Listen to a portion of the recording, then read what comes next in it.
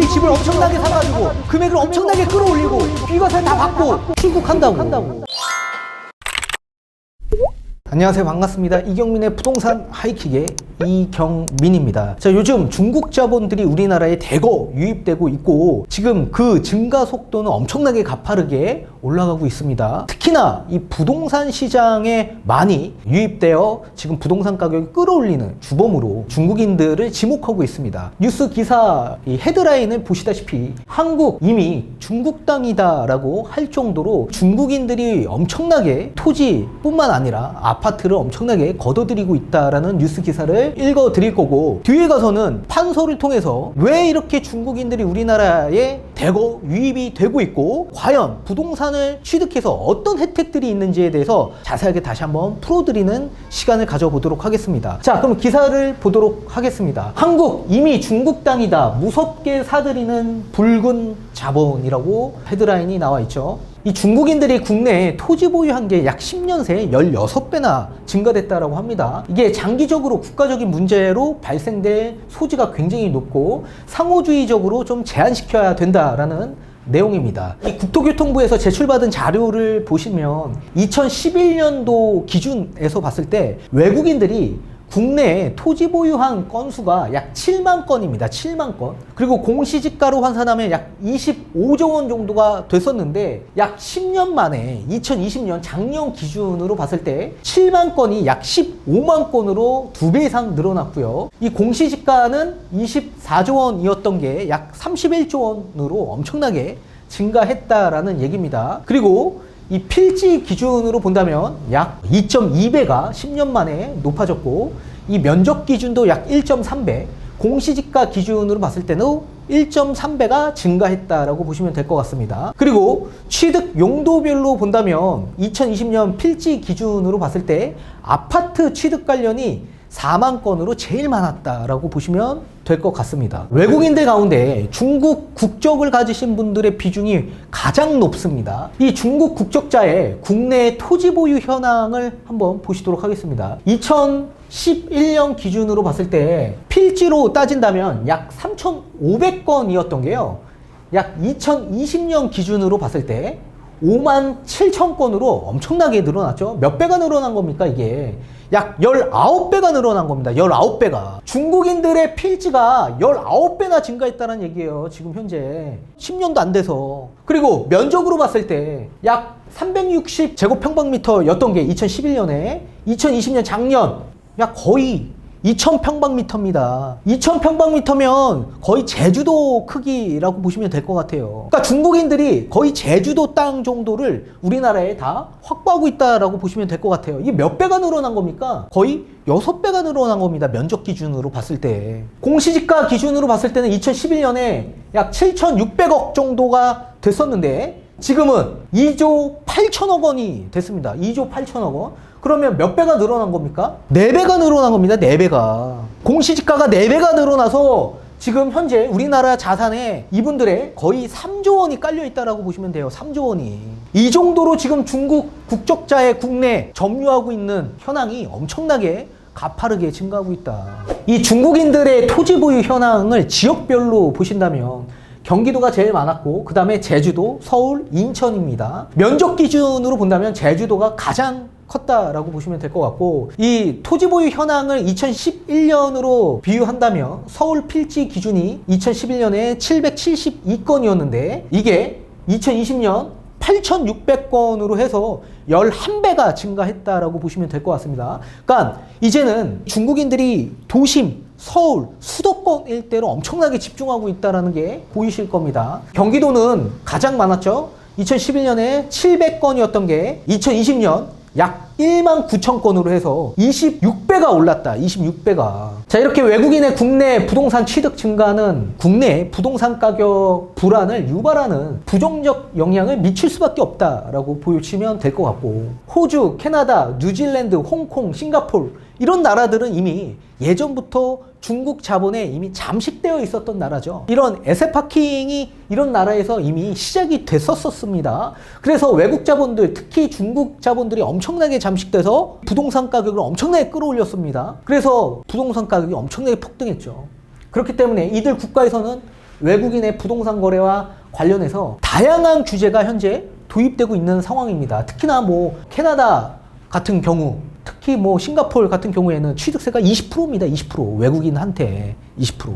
그리고 뭐 호주나 뭐 홍콩 이런 나라들은 양도세와 함께 여러 가지 가산세가 있죠. 그러니까 이런 규제가 엄청나게 다양하게 도입되고 있는데 우리나라는 아직도 똑같이 내국인과 동일한 혜택을 부여하고 있습니다. 자, 우리나라도 현행 부동산 거래 신고 등에 관한 법률에서 대한민국 국민에 대해 자국안의 토지의 취득 또는 양도를 금지하거나 제한하는 국가에서는 상호주의적 입장에서 대통령령으로 정하는 바에 따라 해당 국가 국민의 대한민국 내 토지 취득 또는 양도를 금지하거나 제한할 수 있다라고 이미 규정하고 있습니다. 중국인들은 우리나라의 내국인과 똑같은 법령에 따라서 주택을 취득하고 양도할 수 있습니다. 근데 우리나라 국민들은 중국에 가서 부동산 취득하고 양도할 수 있나요? 할 수 없습니다. 법적으로. 중국 내 법적으로 우리나라 국민들이 중국인의 부동산을 취득할 수 없습니다.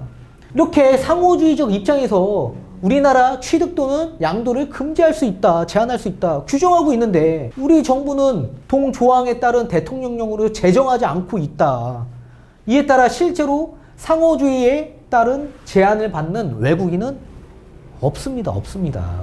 외국 자본 우리나라 들어와서 마음대로 취득하고 양도할 수 있습니다. 가뜩이나 주택 공급도 없는 가운데 수요가 계속 늘어나는 거 아닙니까? 이분들로 인해서. 그럼 가격은 어떻게 됩니까? 뛸 수밖에 없겠죠. 그죠? 결국 우리 국민은 외국에서의 부동산 취득에 각종 제한이 있는 상황에서 외국인은 국내 부동산은 아무런 제한 없이 취득할 수 있도록 허용하는 것은 장기적으로 국가적 문제가 될 수 있다는 지적이 끊임없이 나오고 있는 겁니다. 끊임없이. 이 국민의힘 홍석준 의원은 외국인의 국내 부동산 거래에 대해서는 보다 엄격한 제한을 해야 한다며 특히 우리 국민은 중국에서 토지를 소유할 수 없는 상황에서 중국 국적자는 대한민국 토지를 소유할 수 있고 보유 비중도 지금 현재 예전보다 훨씬 빠르게 증가하고 있는 점은 장기적으로 국가적인 문제가 될 수 있다. 상호주의적 입장에서 우리나라에서도 제한할 수밖에 없는 상황을 만들어야 된다. 법 개정을 하십시오. 지금 여야에서. 그래서 앞서서 아마 태용호 의원이 개정을 한다 뭐 얘기들이 나오고 있는데 어떻게 되는지 모르겠습니다. 예전부터 얘기만 나와요. 얘기만. 이런 거는 여야가 합의해서 빠르게 결정해야 되는 거 아닙니까? 자, 그러면 왜 이렇게 중국 자본들이 우리나라에 와가지고 부동산 가격을 끌어올리고 부동산을 왜 이렇게 많이 취득하는지에 따라서 제가 여러분들에게 판소를 통해서 알려드리도록 하겠습니다. 이런 상황들을 우리는 뭐라고 얘기하냐면 에셋 파킹이라고 합니다. 이 에셋 파킹이 우리나라뿐만 아니라 여러 나라들의 이 에셋 파킹이 계속 지속적으로 나오고 있습니다. 이런 개발도상국 또는 사회주의 국가의 부호가들 있지 않습니까? 이런 부호가들이 사실 세금 탈루, 세금 탈세의 목적으로 이런 선진국 일대 자산을 비축하는 이런 분들이 많고요. 또는 재산 몰수에 대한 위험성이 있기 때문에 안전한 나라에 실물 자산에 투자해서 자산 가치를 끌어올리는 이런 부호가들이 굉장히 많습니다. 이런 분들의 외국인 분들이 우리나라에 들어오는 가장 큰 이유가 뭡니까? 여러 가지 혜택들이 있기 때문에 그렇습니다. 그 혜택은 뭡니까? 비과세 혜택, 비과세 혜택. 자, 그럼 가장 중요한 건 뭡니까? 우리나라 분들은 중국에 가서 부동산 취득해서 비과세를 못 받지만 이 외국인, 중국인들은 우리나라 부동산 시장에 들어오셔서 비과세 조건만 맞으면 비과세를 받을 수 있습니다.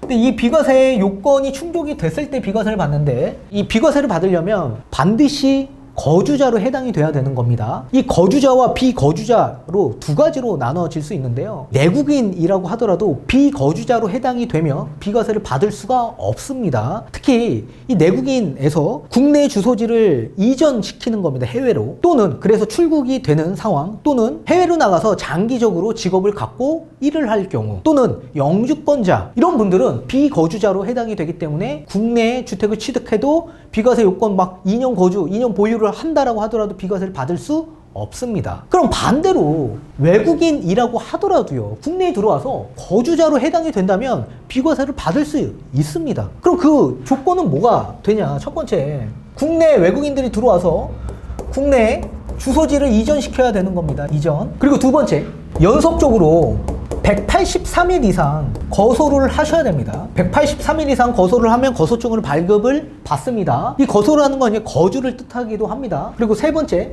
국내에 직업을 가져서 국내에 자산이 있어야 되고요. 그리고 국내에 생계 가족들이 있어야 되는 조건이 필요합니다.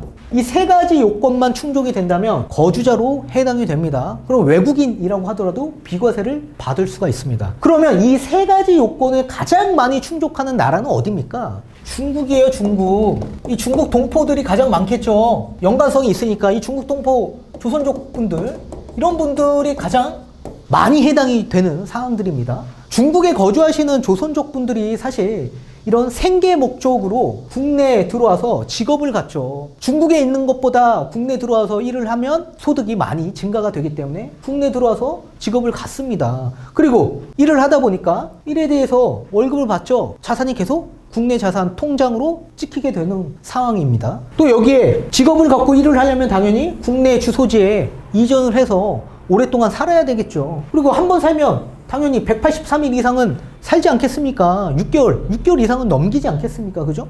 자, 그러면 이렇게 이 목적으로 들어오시는 분들의 가족 중에 한두 분만 있다라고 하더라도 생계 가족이 있는 거 아닙니까? 생계 목적으로 일하시는 분들이 있지 않습니까? 가족 중에서도 친인척이나 아니면 직계 좀 비속 중에서도 일을 하는 가족들이 있지 않습니까? 그런 가족들 중에서 계속 한두 명씩 내려오는 겁니다. 생계 가족. 그럼 비과세 요건 충족되는 거 아닙니까? 그죠? 6개월 이상만 일을 하면 생계 가족이 있기 때문에 거주자로 판단이 되는 거 아닙니까? 비과세 요건은 다 충족이 된다 이겁니다. 그럼 중국인들이 왜 이렇게 우리나라에 들어와서 에셋파킹을 하고 있는지에 대해서 이유를 아셔야 되지 않겠습니까?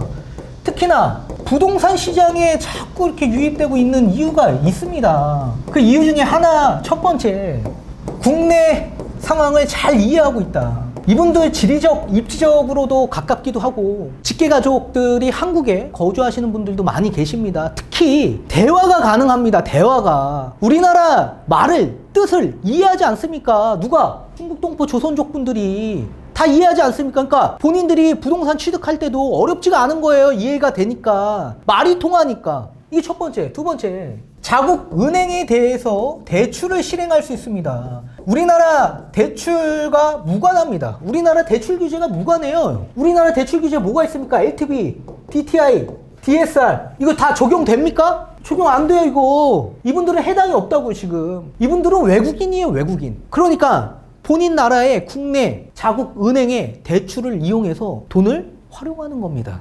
우리나라 분들이 대출 규제로 집을 사지 못할 때 이분들은 자국 은행에서 대출을 끌어다가 집을 막 살 수가 있는 겁니다. 세 번째, 1세대 1주택자로서 이 비과세를 받는데 이분들은 우리나라랑 다르게 연속적으로 받을 수 있습니다. 연속적으로. 자, 우리는 한 세대에 4인 가족 구성원이 되어 있다라고 한다면 이 4명 다 주택이 있을 경우에 다주택 중과를 받죠. 최고 세율 몇 프로 받습니까? 3주택 이상부터 82.5%를 받아요. 그 정도로 다주택자에 대한 양도세 중과 규제 정책들이 각 세대마다 있는데 외국인들은 알 길이 없어요. 알 길이. 왜요? 외국에서 왔기 때문에 가족관계 증명을 하기가 어렵다고요. 이 세무당국에서 어떻게 가족관계 증명을 어떻게 요구합니까? 알 길이 없어요. 알 길이. 아니 외국에서 이분들이 편법으로 불법 전입했는지 안 했는지 내가 알 길이 어떻게 알아? 우리나라에서 아무도 모른다고요. 아무도. 이러니까 비과세를 다 개개인마다 받을 수가 있다라는 얘기입니다.